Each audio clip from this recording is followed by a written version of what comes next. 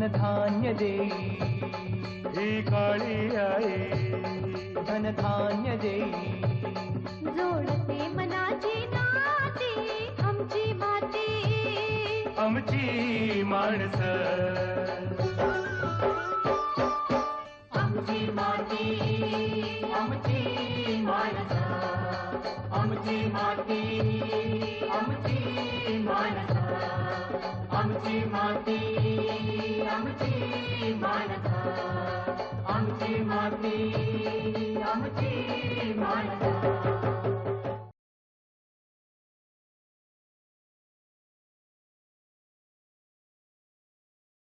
आता शेतीत काही राम राहिला नाही असा निराशेचा सूर बरेच शेतकरी लावत असतात. कोकणातील शेतकऱ्यांकडून भात शेतीच्या बाबतीत हे वाक्य बरेचदा ऐकायला मिळतं.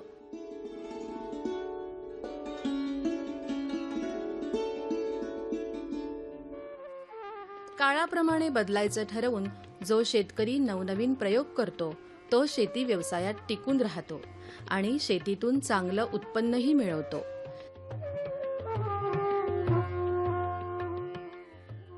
हाशिवरे गावच्या डॉक्टर संदेश मारुती पाटील यांनी ही गोष्ट एक उदाहरण म्हणून आसपासच्या शेतकऱ्यांसमोर ठेवली आहे. नमस्कार, मी डॉक्टर संदेश मारुती पाटील. मी मूळ हाशिवरे गावचा आहे, पण माझी शेतजमीन आणि जी काही जागा वगैरे आहे ती या जांभूळपाडी गावी आहे. माझं एकंदरीत क्षेत्र हे 24 एकर आहे आणि इथे मी मुख्य पीक म्हणून आंबा करतो. आणि आंबा वाढवताना ज्या काही मला अडचणी आल्या त्याच्यावर मात करण्यासाठी मी त्याच्या जोडीला काही भाजीपाला पिकं सुरू केलेली आहेत. कारण आंबा लागवड करताना हे सुरुवातीचे 7 वर्ष आंब्यातून फारसं उत्पन्न मिळत नाही आणि पहिले 4 वर्ष तर अजिबातच मिळत नाही. मग आंबा लागवडीचा जो उत्पादन खर्च आहे हा भागवण्यासाठी आम्ही भाजीपाला लागवड करतो आणि एकदा आंब्याची झाडं 4 वर्ष किंवा 5 वर्षाची झाली का मग तिथून भाजीपाला लागवड बंद करतो. 2000 सालापर्यंत आपल्या वैद्यकीय व्यवसायात व्यस्त असलेल्या डॉक्टर संदेश पाटील यांनी 2001 मध्ये आपल्या आंब्याच्या बागेत आंतरपीक म्हणून वेलवर्गीय भाजीपाला करण्याचं ठरवलं.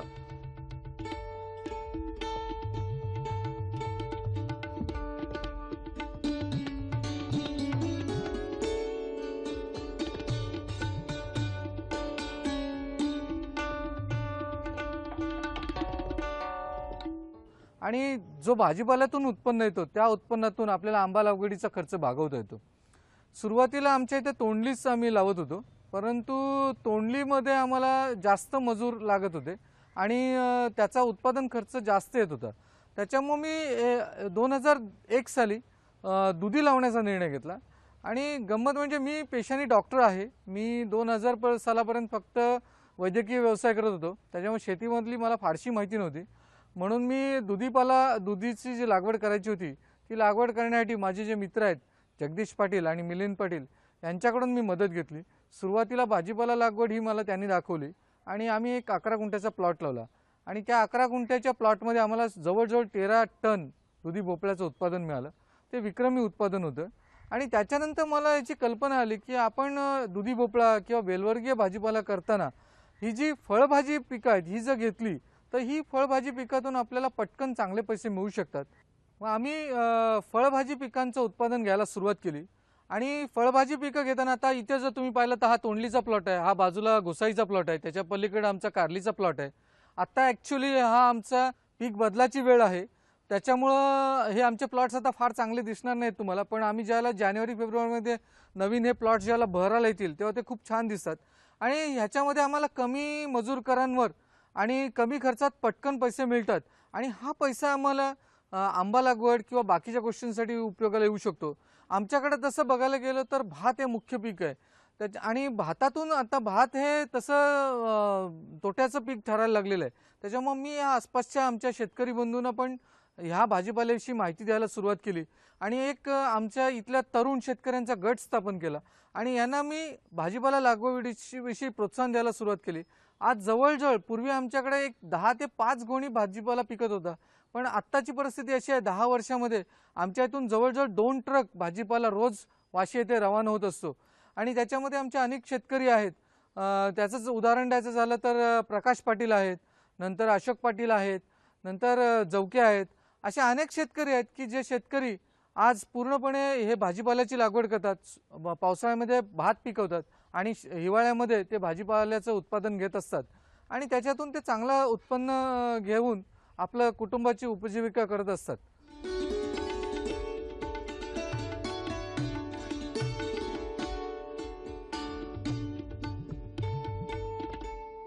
आंबाबागेत आंतरपीक म्हणून वेलवर्गीय भाजीपाला शेती फायदेशीर ठरली तेव्हा डॉक्टर संदेश पाटील यांनी आपला प्रयोग उदाहरण म्हणून आसपासच्या शेतकऱ्यांना समजावून सांगितला.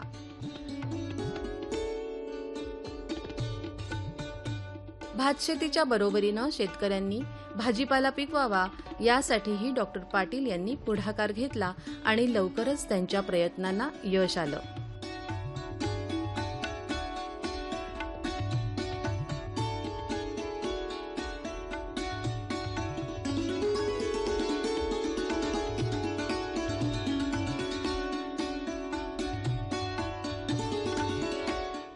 आम्ही येथे तोंडलीसोबत दुधी भोपळा, कारली, तसंच घोसाळी आणि कधीकधी पडवळ, शेवगा अशी उत्पादनं घेत असतो. ज्या वेळेला आमचा पाऊस संपतो त्यावेळेला आम्ही दुधी भोपळा आणि कारलीची लागवड करतो आणि आम्ही उन्हाळी ही घोसाळीची लागवड करतो. आता माझ्या इथे तोंडली, घोसाळी, कारली आणि दुधी भोपळा याच्या प्रत्येकी एक साधारण 20 ते 22 गुंठ्याचे 4 प्लॉट्स आहेत आणि हे प्लॉट्समध्ये आम्ही सतत पीक बदल घेत असतो. आणि हा जो इथे भाजीपाला उत्पादित होतो हा सगळा भाजीपाला आम्ही वाशी येथे होलसेल मार्केटला पाठवतो. परंतु आमच्यातले काही छोटे शेतकरी जे आहेत, कारण कोकणातलं जर क्षेत्रधारणा बघितलं तर 5 गुंठे क्षेत्रधारणा असलेले पण अनेक शेतकरी आहेत. मग असे जे छोटे शेतकरी छोट्या प्रमाणावर भाजीपाला करतात ते किरकोळ विक्रीतून खूप छान नफा कमवतात आणि त्यांच्या पत्नी हा भाजीपाला विकण्याला त्यांना मदत करत असतात. परंतु आमचं थोडंसं मासिक प्रमाणावर असल्यामुळं आम्ही हे वाशीला होलसेल मार्केटला पाठवतो. शेतकऱ्यांना शेतीच्या कोणत्याही टप्प्यावर अडचणींना सामोरं जावं लागतं. पिकासंबंधी अचानक समस्या उभी राहते. त्या अडचणी समस्यांवर मात करण्यासाठी कृषी विज्ञान केंद्राच्या तज्ज्ञ संशोधकांचं सहकार्य आणि मार्गदर्शन महत्त्वाचं ठरतं.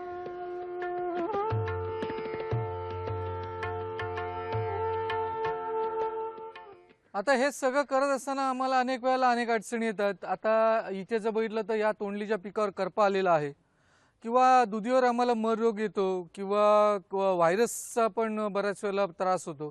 अशा वेळेला मग आम्हाला तज्ज्ञ माणसांच्या मार्गदर्शनाची गरज असते. कृषी विज्ञान केंद्र रोहा हे आम्हाला जवळ असल्यामुळं आम्ही तेथे नेहमी लोकांशी संपर्क साधतो आणि मग तिथले शास्त्रज्ञ मात्र आम्हाला आपुलकीने मदत करतात. आरेकर साहेब, गीते साहेब, पाध्ये साहेब आणि तिथले इन्चार्ज तलाठी साहेब यांचं आम्हाला नेहमी सहकार्य मिळतं. ज्या वेळेला आम्ही त्यांना फोन करून आमच्या समस्या कळवतो त्या वेळेला ते लगेचच तातडीने येतात आणि आमच्या शेतकऱ्यांचा एक मेळावा घेतात आणि त्या मेळाव्यात आम्हाला असलेल्या अडचणीविषयी योग्य ते मार्गदर्शन करतात. आणि आमच्या आश्चर्याची गोष्ट म्हणजे आमचे सगळे शिक्षित अशिक्षित सगळे शेतकरी या त्यांच्या मार्गदर्शनासाठी उपस्थित असतात. आमच्या ह्या छोट्याशा गावात सुद्धा ज्यावेळेला असा मार्गदर्शनासाठीचा एखादा कार्यक्रम ठेवला जातो त्यावेळेला या शास्त्रज्ञांच्या समोर 100-150 शेतकरी बसलेले असतात आणि ते त्यांच्या विविध समस्या त्यांना विचारत असतात आणि ते सुद्धा आपुलकीने आम्हाला या सगळ्या गोष्टींवर मदत करतात. ज्या वेळेला काही समस्यांची उत्तरे त्यांच्याकडे नसतात त्या वेळेला त्यांनी त्याचे पायलट प्रोजेक्ट्स किंवा पायलट प्लॉट्स घेतलेले आहेत आणि त्याच्यावरचं उत्तर शोधण्याचं किंवा त्याच्यावरचं मार्गदर्शन मिळवण्यासाठी जे काही प्रयोग करायचे ते प्रयोग करून मग त्याच्यावर आम्हाला त्यांनी उत्तरं दिलेली आहेत. त्यांचं सहकार्य आम्हाला नेहमीच राहिलेलं आहे. मी आमच्या सगळ्या शेतकऱ्यांच्या वतीनं त्यांचे आभार मानतो.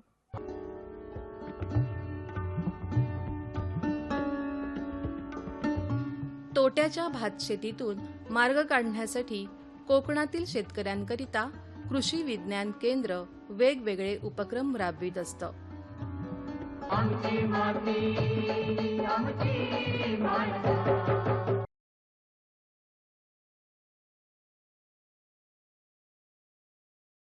तोट्याच्या भात शेतीतून मार्ग काढण्यासाठी कोकणातील शेतकऱ्यांकरिता कृषी विज्ञान केंद्र वेगवेगळे उपक्रम राबवित असतं.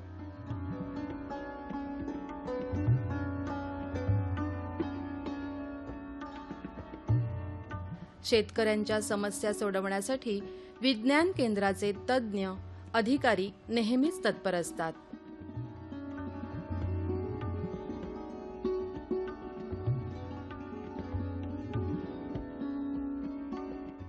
नमस्कार, मी प्राध्यापक जीवन आरेकर. कृषी विज्ञान केंद्रामार्फत आम्ही रायगड जिल्ह्यामध्ये वेगवेगळे उपक्रम घेतो. त्या अंतर्गत आपण या जांभूळपाडा या भागामध्ये डॉक्टर संदेश पाटील यांसारखे जे शेतकरी आहेत, जे भाजीपाला लागवड करतात, त्यांच्या गटाने भाजीपाला लागवडीचं प्रशिक्षण वगैरे आहे किंवा त्यांना वेळोवेळी भेडसावणाऱ्या ज्या समस्या आहेत, भाजीपाला वेलवर्गीय भाजीपाला म्हटला की त्यामध्ये फळमाशीचा प्रादुर्भाव आपल्याला जास्त झालेला दिसून येतो. त्याचबरोबर करपा रोगाचा प्रादुर्भाव आहे. त्यांनी मगाशी उल्लेख केल्याप्रमाणे व्हायरसचा प्रॉब्लेम इथे दिसून येतो. ह्या सगळ्या गोष्टी आहेत, या वेळोवेळी शेतकऱ्यांना सांगणं गरजेचं असतं. त्यावेळी कृषी विज्ञान केंद्र त्याचबरोबर कृषी विभागाची काही प्रशिक्षण असतात, त्यामध्ये आम्ही तज्ज्ञ मार्गदर्शक म्हणून इथं येतो आणि शेतकऱ्यांना ज्या भेडसावणाऱ्या समस्या आहेत त्या त्यांच्या भागात येऊन त्यांना दाखवून त्या आम्ही सोडवण्याचा प्रयत्न करतो. त्यासाठी त्यांना आम्ही रक्षक सापळ्यांचा वापर आहे, जो फळमाशीसाठी चांगला वापर केला असता तर फळमाशीपासून आपण आपल्या पिकाची समस्या जी फळमाशीची आहे या पिकांवरती आपण रोखू शकतो. त्यायोगे आपल्या उत्पन्नात भर पडते. अशा वेळोवेळी ज्या गोष्टी शेतकऱ्यांना भेडसावतात त्या गोष्टी आम्ही कृषी विज्ञान केंद्रामार्फत समस्या सोडवण्यासाठी प्रशिक्षण घेतो, प्रात्यक्षिकं घेतो. आणि त्याचबरोबर इथे जो एक मर रोग येत होता, दुधी भोपळ्यावर मर रोगाचा प्रादुर्भाव जास्त होत होता, त्यासाठी आम्ही डॉक्टर संदेश पाटील यांच्याकडे एक प्लॉट घेतला होता. तिथं त्या प्लॉटवर आम्ही वेगवेगळ्या पद्धती म्हणजे कुठल्या औषधाने आपल्याला त्याच्यावर नियंत्रण मिळतं आहे याची एक प्रात्यक्षिक घेतलं होतं. त्यायोगे आपण त्यांना एक चांगला उपाययोजना दिली आणि त्यायोगे त्यांचे प्लॉट जे आहे ते काही प्रमाणात तो मर रोगाचा आहे प्रादुर्भाव कमी करू शकलो आहोत. त्यामुळे निश्चितच असे शेतकरी जेव्हा पुढे येतात आणि आम्हाला त्यांच्याकडे सहकार्य आम्ही ज्या आमच्या परीने देणं शक्य होतं ते देतो आणि त्यायोगे बाकीच्याही शेतकऱ्यांनी असं संदेश पाटलांसारखं पुढे यावं आणि भाजीपाल्यामध्ये आपली उत्तुंग भरारी घ्यावी असं आम्हाला वाटतं.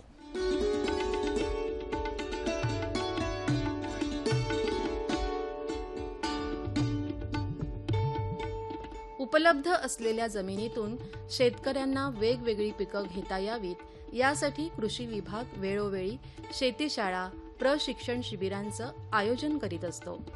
शिवाय विविध योजनांच्या माध्यमातून शेतकऱ्यांना अनुदान आणि अर्थसहाय्य देखील मिळत असतं.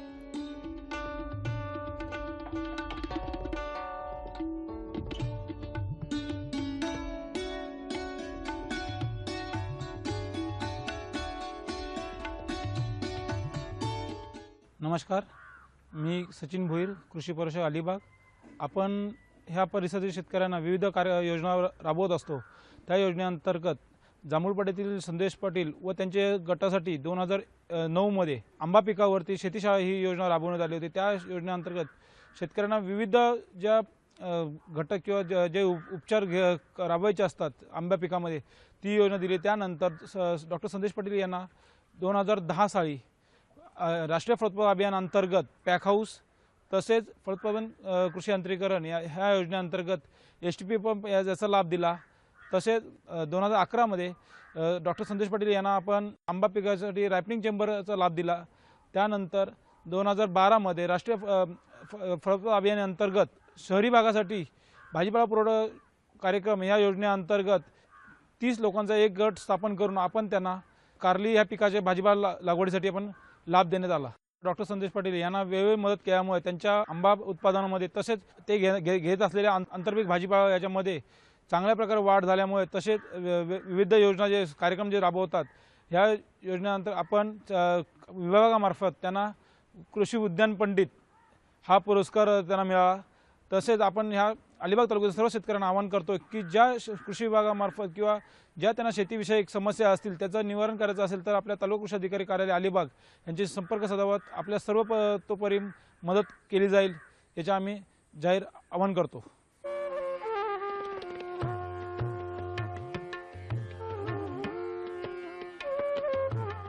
आपला उत्कर्ष साधण्यासाठी शेतकऱ्यांनी संबंधित शासकीय अधिकाऱ्यांच्या संपर्कात राहायला हवं. विविध शासकीय योजनांचे लाभ घ्यायला हवेत.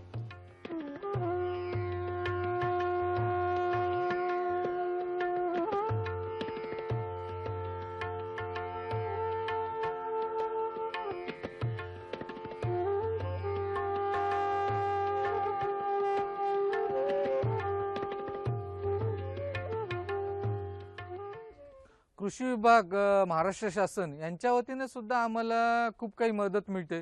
ज्या काही शासनाच्या विविध योजना असतात त्या योजना त्या आम्हाला इथे माहिती करून देत असतात व त्यांचा लाभ देत असतात.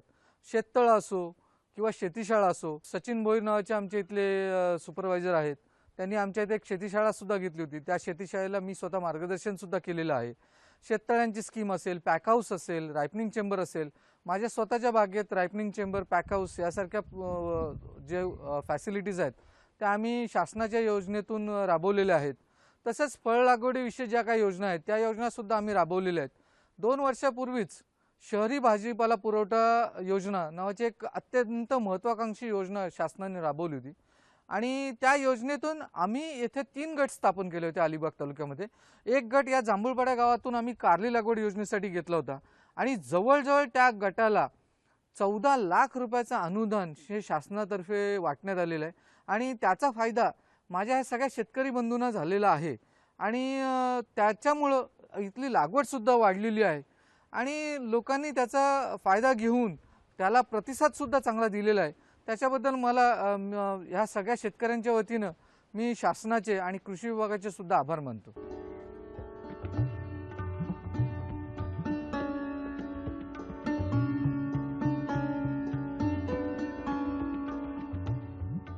नवीन प्रयोगातून अधिक उत्पन्न मिळतंय आणि फायद्याची टक्केवारी वाढते म्हटल्यावर शेतकरी त्या प्रयोगांना सकारात्मक प्रतिसाद देतात.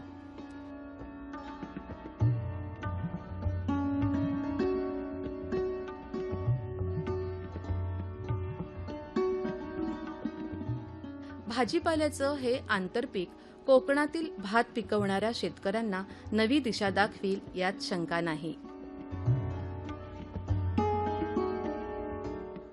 आता ही आंतरपिकं घेताना याच्यातून साधारण जर उत्पादनाचं गणित घातलं तर साधारण एकरी आपल्याला एका सीझनला 1 लाख रुपयाचं उत्पादन सहज मिळतं आणि ते उत्पादन आपल्याला खर्च वजा जाता म्हणजे त्याच्यातून चांगला नफा शिल्लक 40 ते 50 हजार रुपये एका सीझनला.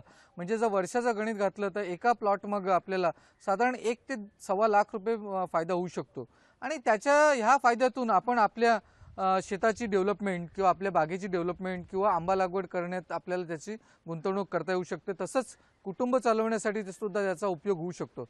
मी माझ्या ह्या परिसरातील ह्या शेतकरी बंधूंना हे पटवून दिलेलं आहे आणि माझ्या पावलावर पाऊल ठेवून हे माझे आजूबाजूचे सगळे शेतकरी हे आता आंतरपीक घेत आहेत. आणि आपण जर कोकणाचा विचार केला तर कोकणामध्ये अशी परिस्थिती असते भात पीक घेतल्यानंतर बाकी वर्षभर कोणी काही करत नाही. पण जर आमच्या ह्या परिसरातील शेतकऱ्यांच्या सारखं जर तुम्ही अनुकरण केलं आणि भाताच्या नंतर जर त्याच शेतात पूरक म्हणून भाजीपाला लागवड जर केलीत तर आपल्याला सुद्धा चांगला फायदा होऊ शकेल हे मी या कोकणातल्या शेतकऱ्यांना सांगू इच्छितो. सध्या शेतमाल त्याला मिळणारे दर याबाबत चर्चा सुरू आहे. शेतकऱ्यांच्या दृष्टीने शेतमालाला चांगला दर हवा असतो तर ग्राहकांना वाजवी दरामध्ये माल हवा असतो. आमची माती आमची माणसं. सध्या शेतमाल त्याला मिळणारे दर याबाबत चर्चा सुरू आहे. शेतकऱ्यांच्या दृष्टीने शेतमालाला चांगला दर हवा असतो तर ग्राहकांना वाजवी दरामध्ये माल हवा असतो. वरील दोन्ही बाजू दोघांच्याही दृष्टीने बरोबर आहेत. याचा सुवर्ण मध्य म्हणजे शेतकऱ्यांना उत्पादन खर्च सोडून काही फायदा मिळावा. शेतमाल वाजवी दरामध्ये ग्राहकाला मिळण्यासाठी उत्पादन खर्चामध्ये बचत हाच मुद्दा महत्त्वाचा आहे. उत्पादन खर्च अनेक मार्गाने कमी करता येतो. त्यापैकीच एक बाब म्हणजे पिकांचा खोडवा घेणं आणि त्यापासून अधिक उत्पन्न मिळवणं. पुरंदर तालुक्यातील बेलसर या गावामधील देवानंद जगताप यांनी त्यांच्या शेतामध्ये खोडव्याच्या माध्यमातून घेतलेलं कोबीचं पीक हे एक असंच आदर्श ठरावं. आपल्याकडे कोबी पीक सहसा एकदाच घेतलं जातं. मात्र जगताप यांनी कोबीच्या खोडव्यापासून 5 पिकं घेण्याचा प्रयोग यशस्वी केला आहे. 5 वर्षापूर्वी अशीच कोबी लावली होती मी. त्यावेळेस मी एका बागे एक असे 5 गड्डे घेतले होते एका झाडाला कंटिन्यू. एका टायमाला एकच गड्डा कापल्यानंतर पानं खोडायची. प्रत्येक पानाकडे डोळा असतो, त्यातला एक डोळा शिल्लक ठेवायचा. त्या डोळ्याला एकच गड्डा धरायचा, एका झाडाला एकच गड्डा धरायचा. सेंद्रिय शेती, पाण्याचा काटकसरीने वापर कमीत कमी मशागत यांच्या सहाय्याने उत्पादन खर्च कमी करून भाजीपाला पिकातूनही चांगलं उत्पन्न घेता येतं, हेही त्यांनी दाखवून दिलंय. सेंट या जातीच्या बियाणांची लागवड करून 1.5 एकरामध्ये सुमारे 35 टन माल त्यांनी काढला आहे. उत्कृष्ट व्यवस्थापनाबरोबरच यामधून रोजगार निर्मितीही केली जात आहे. साधारण 50 ते 55 दिवसात रोप लावायला 25 लागतं, 20 ते 25 दिवस, आणि लावल्यानंतर 50 ते 55 दिवसांनी कापायला येते. नंतर कापायला नंतर साधारण 15 ते 3 आठवड्यात संपून जातो लॉट. आता साधारण 1.5 एकर प्लॉट आहे, 35 टन साधारण माल जाईल. आता तर 700 पिशवी माल निघेल. आता 100-150 पिशवी माल शिल्लक आहे आता वावरात. आतापर्यंत 550 पिशवी गेलेला आहे माल. बाजारातील चांगल्या जातीच्या बियाणांची लागवड केल्यानंतर 15 आठवड्यामध्ये कोबीचं पीक येतं.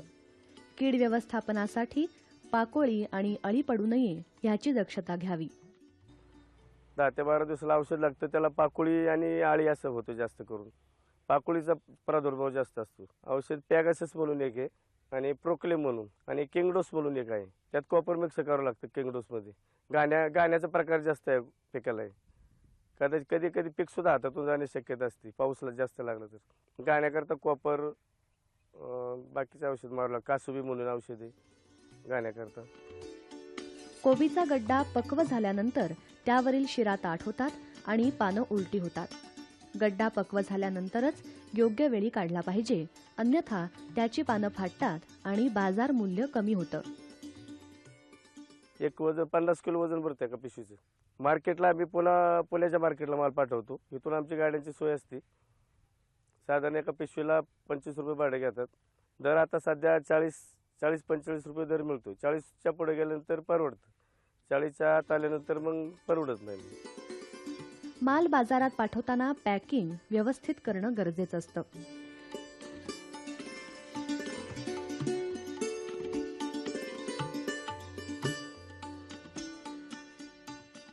गड्डे काढतानाच त्याच जागेवर पॅकिंग ते करतात.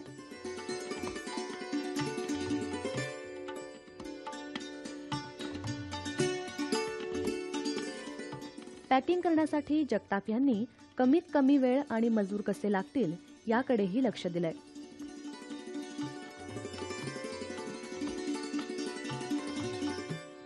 पीक घेतल्यानंतर त्याचा खोडवा घेताना खोडावर डोळा असणारं एक पान शिल्लक ठेवून इतर पानं ते बाजूला काढतात. ते खुरपण करावं लागली, खायला टाकावं लागलं, मिक्सर टाकावं लागेल. आता इमिजिएट खत आणलेले शेणखत टाकणार सगळं आता मी. आणि ही पानं काढून घालायची सगळी साईडची.